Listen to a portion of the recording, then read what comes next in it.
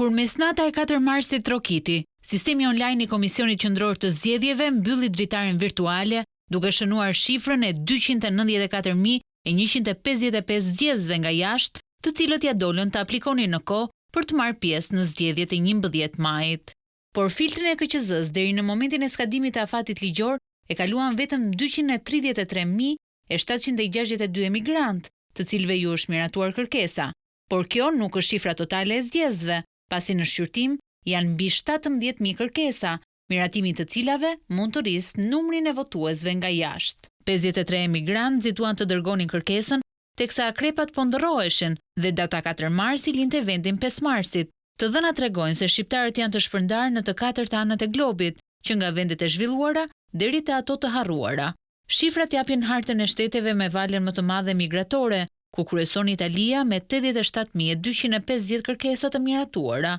pasuar nga Greqia me mbi 62.000 emigrantë që do të votojnë dhe Gjermania me 24.649 kërkesa të miratuara. Zarfat me fletën e votimit do të dërgohen edhe në 107 shtete, përfshirë vende ku askush nuk mund të mendonte se do të kishte këmbë shqiptare, dhe si Afganistani apo shumë shtete afrikane e deri te Republika Demokratike e Laos apo Ishulli i Njeriut, kur përkatësisht janë 2 shqiptar që ju është dhënë e drejta për të votuar në zgjedhjet e 11 majit.